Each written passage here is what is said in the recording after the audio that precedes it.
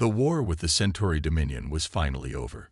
After 7 brutal years of fighting across 12 star systems, humans had won, but at a terrible cost. Billions of people had died. Many planets were now wastelands. Captain Han Taos stood on the observation deck of his ship, the Vengeance *. He was watching the reconstruction ships beginning their work above the damaged colony of New Sol. His ship belonged to the Earth Alliance Special Operations Force, a group of elite soldiers who handled the most dangerous missions of the war. "It doesn't feel like a victory," said Lieutenant June, walking up beside him. Her voice was empty of emotion as she joined him at the window. Han nodded silently. Before the war, New Sol had been one of humanity's richest outer colonies. Now it was mostly ruins. Early reports said only 20% of the people had survived by hiding in underground shelters. "The official ceremony is tomorrow," Han said finally. "The Centauri leaders will sign the surrender papers on Earth. 7 years of hell, finally over." But even as he spoke, Han knew something was wrong. Intelligence reports had been bothering him for weeks. Centauri ships were disappearing from areas where they were supposed to be. Strange messages were being sent between unknown groups. Most troubling of all, many of the worst attacks against human colonies seemed to have inside information, as if the enemy knew exactly when and where Earth's defenses would be weakest. That evening, Commander Park arrived on the Vengeance with a secret intelligence briefing. What he revealed confirmed Han's worst fears. "The war was planned," Park said, his weathered face grim as he turned on a 3D display in Han's quarters. "We have solid proof that some people in our own leadership worked with Centauri intelligence.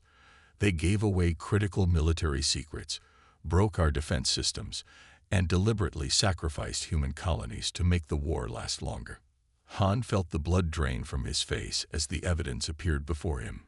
Communication logs, money trails, and damning testimony from a captured Centauri spy. The traitors included high-ranking military officers, business leaders, and even politicians, people who had been called heroes during the war. "Why?" June asked, her voice barely a whisper. "Power. Money. The usual reasons," Park replied. "The military companies made trillions from the war. Some political groups gained emergency powers they never had before, and some simply sided with the Centauri because they thought humanity deserved to lose." "What happens now?" Han asked, already guessing the answer. Park's eyes hardened. "Officially, nothing. The war is over. Peace has been achieved. The public needs hope, not more darkness." He paused, sliding a small data crystal across the table. "Unofficially, we hunt them down. Every last one of them. Across every world, every space station, every hidden corner of the galaxy." Han picked up the crystal, feeling its weight in his hand. "You're talking about killing them. Outside the law." "I'm talking about justice," Park corrected him. "These traitors cause billions of deaths.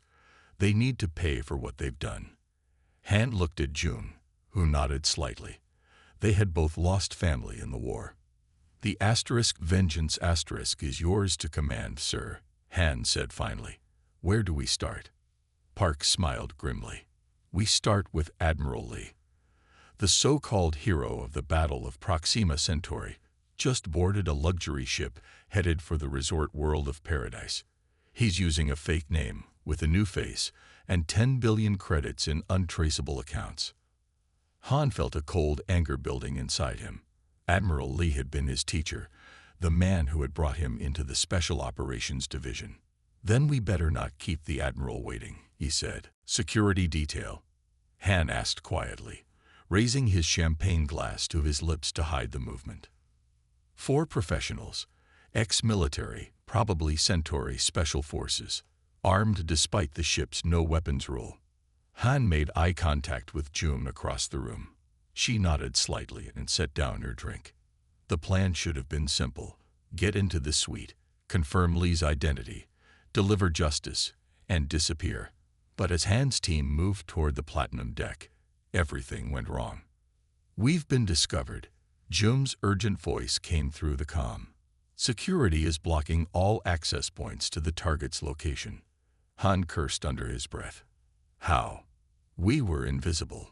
The answer came moments later when Han turned a corner and found himself face to face with Major Kim, another decorated Alliance officer whose name was on Park's list of traitors.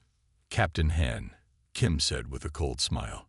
Did you really think you were the only ones hunting? The realization hit Han like a physical blow. The traitors knew they would be pursued. They had prepared for it. What followed was a desperate fight through the luxury liner's service corridors and passenger decks. Han's team was skilled, but outnumbered and trapped in a place where they couldn't risk hurting innocent people. By the time they fought their way to Lee's suite, they found only bodies. Lee's security team, efficiently killed to eliminate witnesses. The Admiral himself was gone, having escaped on a stealth shuttle moments before their arrival. But he had left something behind. A message coded specifically for Han. This is bigger than you understand, Lee's holographic image said, his new face unfamiliar, but his eyes still recognizable to Han. You think you're serving justice, but you're just another piece being moved on the board. Ask yourself who benefits from sending the Alliance's best Special Forces teams on killing missions outside the chain of command. Ask yourself why Park didn't bring this evidence to the Security Council. The message ended, leaving Han with disturbing questions and the sound of ship security closing in. We need to abort, Jun said urgently. We've lost the element of surprise, and now we're the ones being hunted. Han nodded grimly. Full extraction protocol. Meet at Point Delta. As they escaped the Celestial Dream on their own hidden shuttle, Han couldn't shake Lee's words. Was it possible they themselves were being manipulated? Was Park telling them the complete truth? By the time they returned to the Vengeance Han had made a decision. They would continue the hunt, but on their own terms, and they would check every piece of information independently. We're going to need help, he told June as they prepared to report their failure to Park. Someone outside the military structure who can access information without raising alarms. June thought for a moment. I know someone. A data specialist named Jin who worked for Alliance Intelligence before being kicked out for hacking classified systems. If anyone can find the truth, it's her. Han nodded. Find her. In the meantime, we'll continue following Park's leads. But we keep our eyes open. The hunt was just beginning, and already the line between hunter and hunted was blurring. That night, Han couldn't sleep. He kept seeing the faces of the dead from New Seoul, hearing the last words of Admiral Lee. Something wasn't right. He pulled up the data Crystal Park had given him and began reviewing the evidence again. The traitors list included over 30 high-ranking officials across military and government positions. Some names he recognized immediately, people whose decisions had always seemed questionable during the war. But others surprised him, including officers whose loyalty he would never have questioned. One name in particular caught his attention. Dr. Hua, a scientist who had led a classified research project before the war. According to the file, she had sold critical defense technology to the Centauri, then faked mental illness when she was about to be caught. She was now in a high-security military psychiatric facility on Europa, one of Jupiter's moons. But the evidence against her seemed thinner than the rest, and what bothered Han most was a small detail. The date of her first suspected contact with Centauri agents predated first contact with the Centauri civilization by almost 2 years. That's not possible, Han muttered to himself. He made a note to have Jin look into Dr. Hui's case more carefully when they found her. If there was one error in Park's information, there might be others. The chime of his communication system interrupted his thoughts. Commander Park was calling for an immediate meeting. A new target has been located, Park said when Han arrived at the secure briefing room. One of the most dangerous traitors on our list, Chief Justice Kang of the Alliance Supreme Court. Han carefully kept his face neutral. Where? Mars Colony. He's there for a legal conference with minimal security. Park's eyes narrowed slightly. Is there a problem, Captain? You seem hesitant. "No problem, sir," Han replied smoothly. "Just thinking through tactical options. The Vengeance will be ready to depart in 6 hours." As he left the briefing room, Han knew he was walking a dangerous line. He would go to Mars as ordered, but first, he needed to send June to find Jin. They needed answers, and they needed them quickly, because Han was beginning to suspect they might be hunting the wrong people, or at least, not all the right ones. The Vengeance moved silently through space, its engines barely visible against the darkness.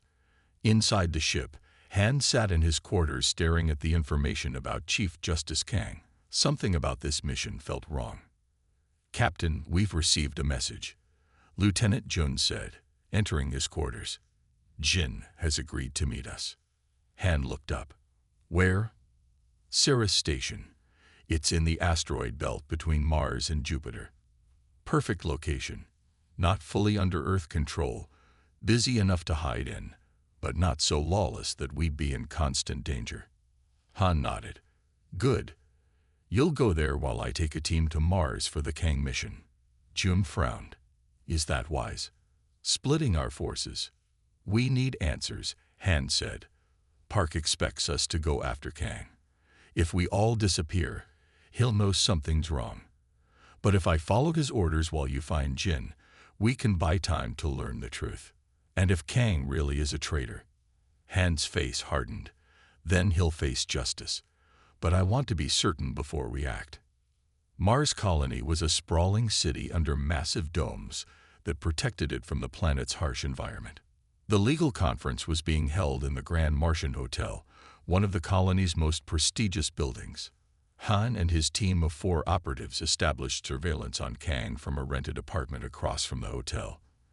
For 3 days, they watched his movements, scanning for any sign of suspicious activity. "Nothing," reported Ensign Du on the 3rd day. "He attends the conference sessions, has dinner with other judges, then returns to his room. No secret meetings, no mysterious communications." Han frowned. "What about his background? Anything unusual?" "That's the thing," Du said, showing Han his datapad. "I've been digging into his court records. During the war, Kang made several rulings that limited military power and protected civilian rights, even when it complicated war operations. A traitor would have done the opposite," Han said quietly. "They would have given the military, and the traitors within it, more power, not less." Their conversation was interrupted by an urgent signal from their security system. Someone had entered the building and was heading toward their apartment. "Trap positions," Han ordered. His team quickly moved to defensive locations, weapons ready but hidden. The knock at the door was soft but confident. Han checked the security camera and felt his blood turn cold. Standing outside was Commander Park.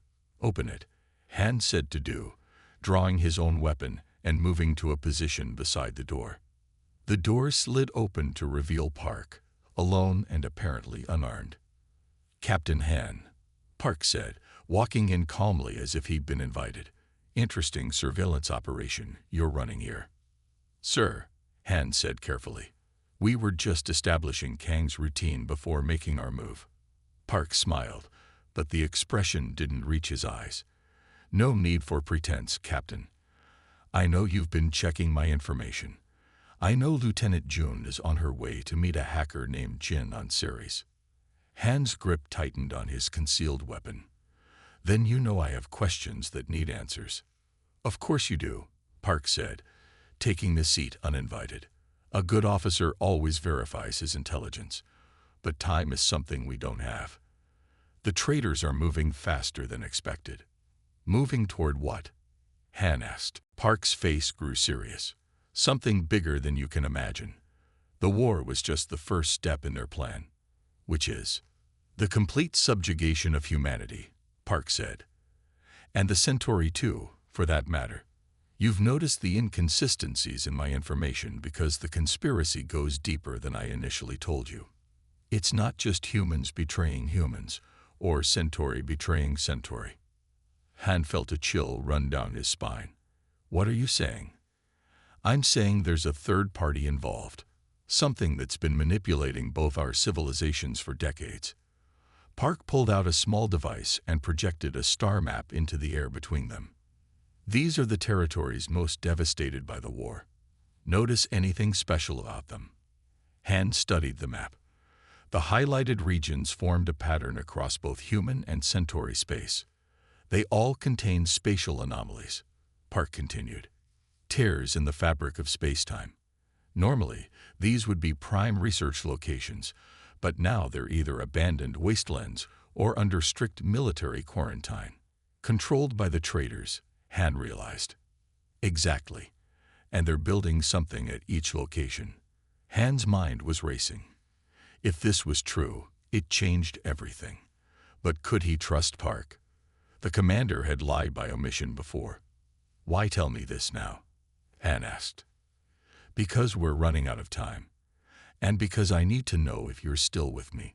Park stood up and moved toward the window, looking out at the hotel where Kang was staying. Justice Kang isn't a traitor. He's one of the few high-ranking officials who's been fighting against them, using his legal position to block their more obvious power grabs. Then why is he on your list? To test you, Park said simply. To see if you would follow orders blindly or think for yourself. Han felt anger rising in him. You used me, put an innocent man at risk. I gave you the chance to prove you're the right person for this mission. Park turned back to face him. And you passed. You questioned. You investigated. That's why I'm here now, telling you the full truth. But was it the full truth? Han wasn't sure anymore. June is still going to meet Jin, he said. We need independent verification. I expected nothing less, Park replied. But while they work on that, we have another mission. A real one this time. What mission? Rescuing Dr. Hui from the psychiatric facility on Europa. Han's eyebrows rose in surprise. The scientist. Your files said she betrayed humanity. Another test. In reality, she was the first to discover the truth.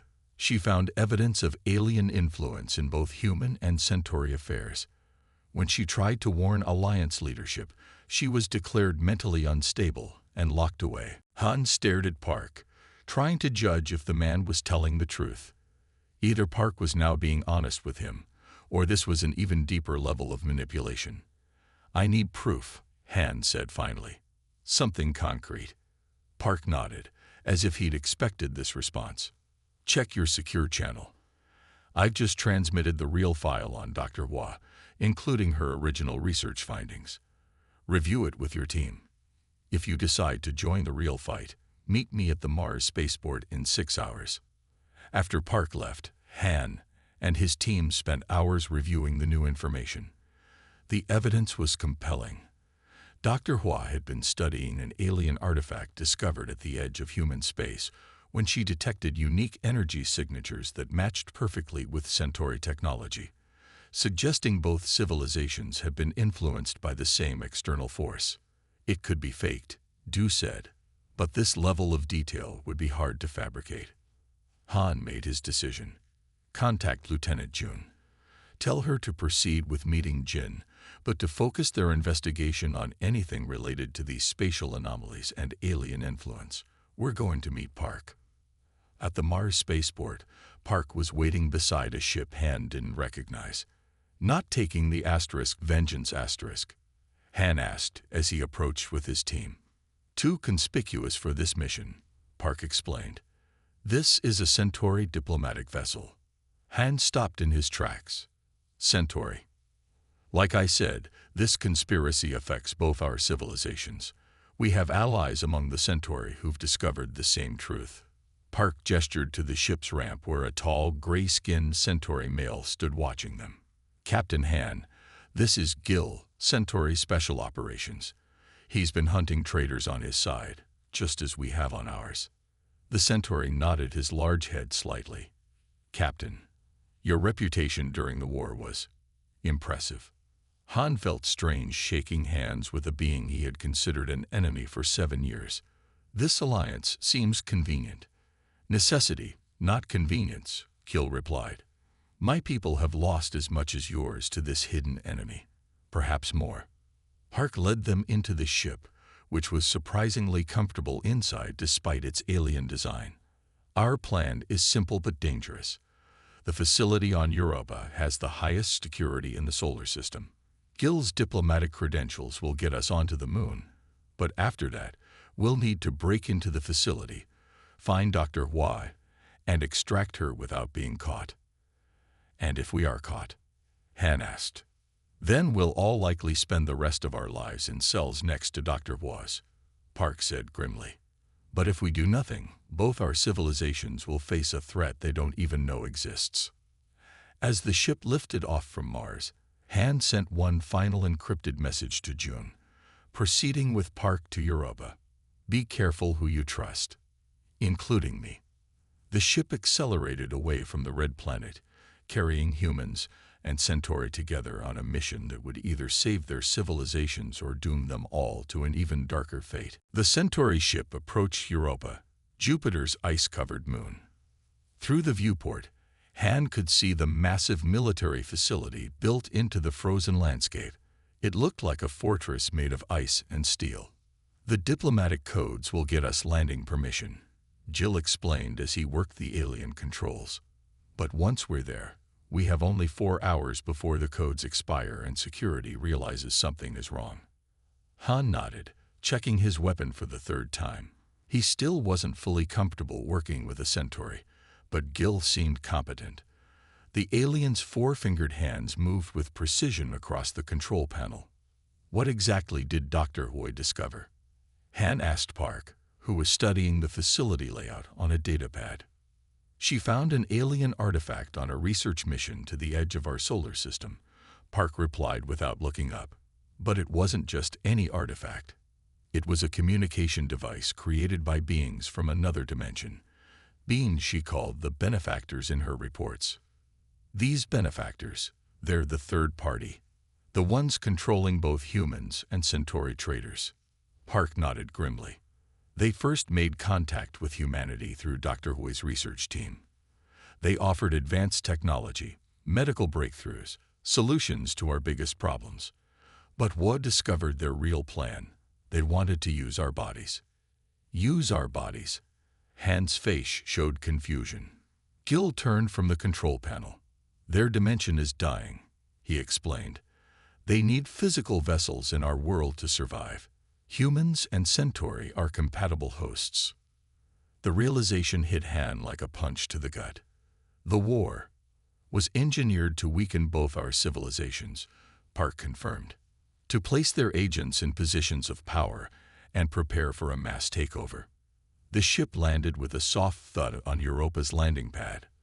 A light snow was falling outside, making visibility poor, which worked in their favor. Gil activated a device that projected diplomatic credentials, and they walked confidently toward the facility entrance. Meanwhile, on Cirrus Station, June sat across from Jin in a private booth at the back of a noisy bar called The Blind Spot. Jin was smaller than June had expected, with several visible cybernetic implants along her temples and wrists. So you want me to hack into top-secret military and research files to find evidence of alien manipulation? Jin summarized, a slight smile on her face. You realize how crazy that sounds, right? Crazy or not, people are dying, June said. And if what we suspect is true, both humanity and the Centauri are in serious danger.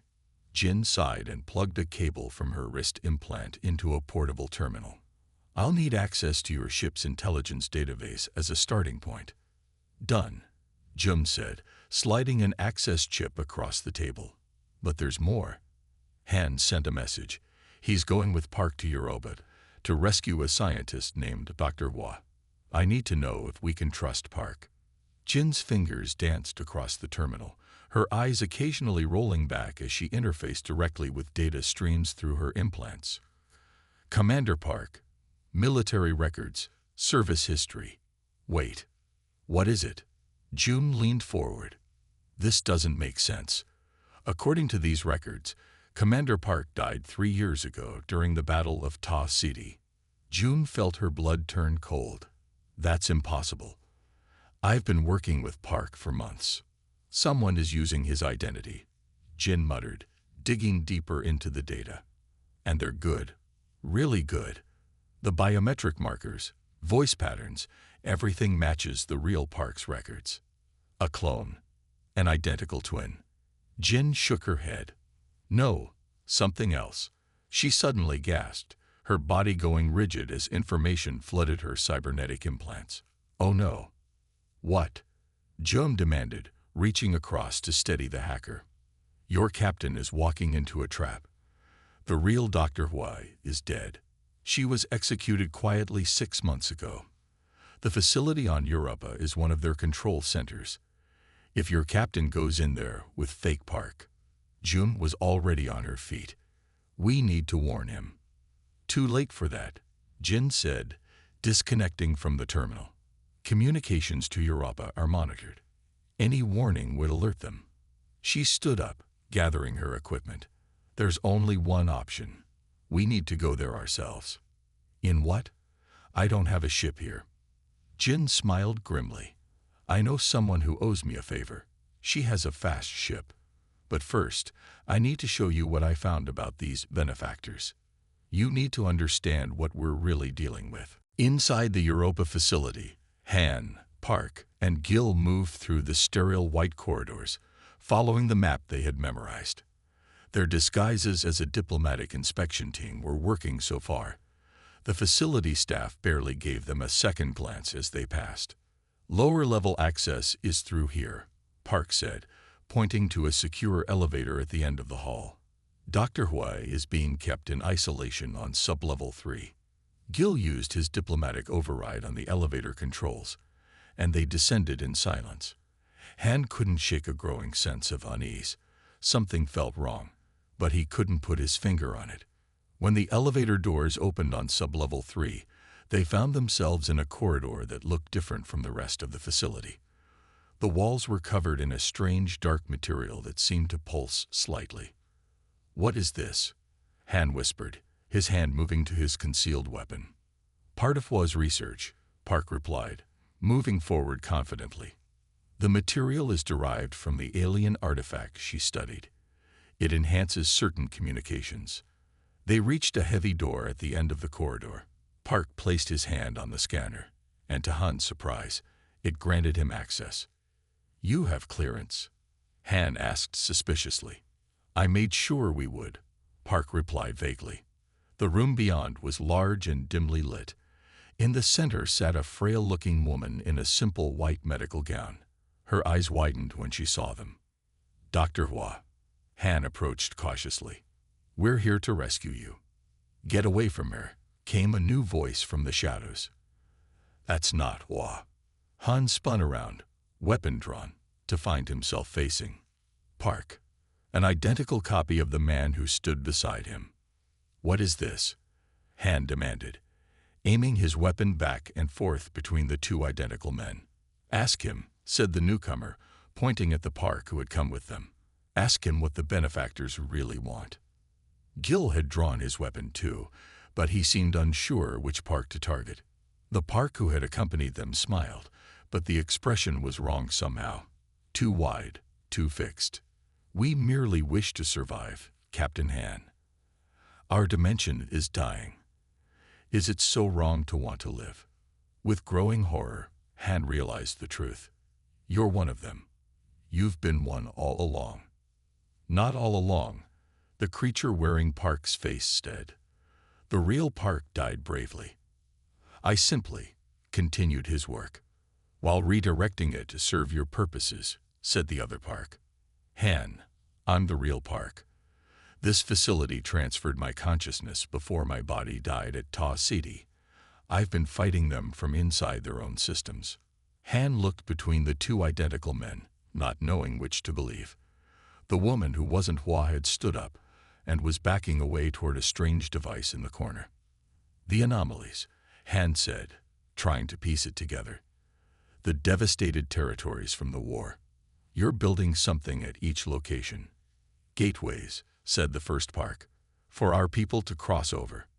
Invasion points, corrected the second Park. They don't just want to survive, they want to take over. Billions of them, taking over human and centauri bodies. Gil suddenly aimed his weapon at the woman. Stop her, she's activating something. Han reacted instantly, firing at the device. His shot hit true, causing it to spark and smoke. The woman screamed, but the sound wasn't human.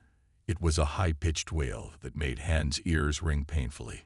The walls around them seemed to come alive, pulsing with energy.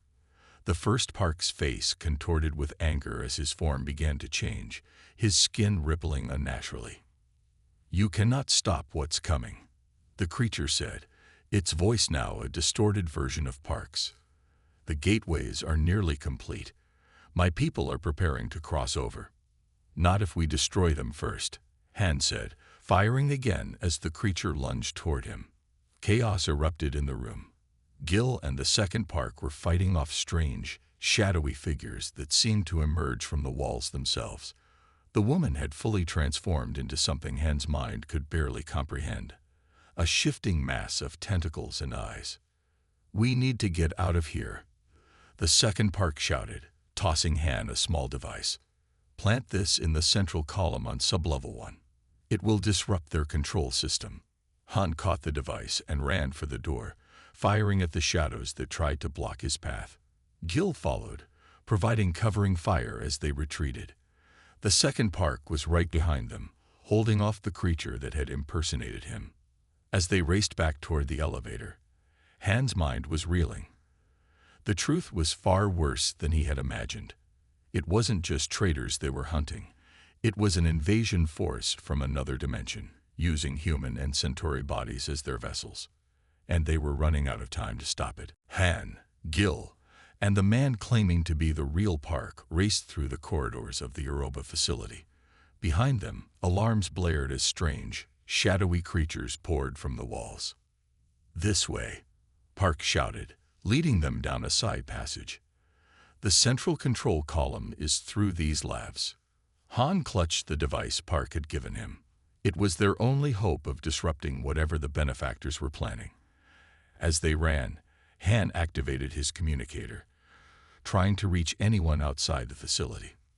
"This is Captain Hantod of Earth Alliance Special Operations. Europa facility has been compromised. Repeat, Europa is compromised. Alien infiltration in progress." Only static answered him.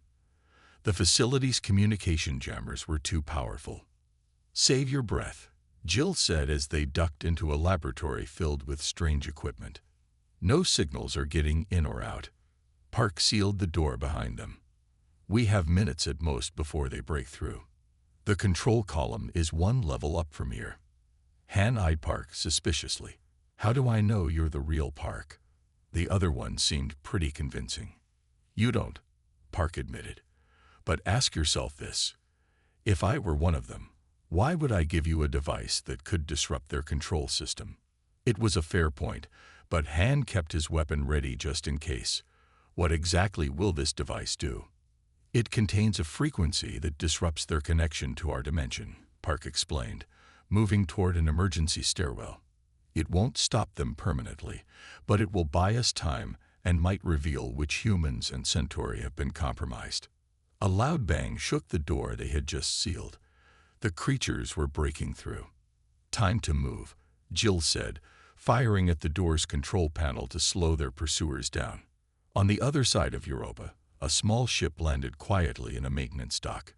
June and Jin, along with the ship's pilot, a tough-looking woman named Mina, slipped out onto the landing pad. "Security systems show the facility is on high alert," Jin said, looking at her portable scanner. "Something big is happening in there." "Han," Jones said simply. "We need to find him fast." Mina pulled out 3 breathing masks. "Put these on.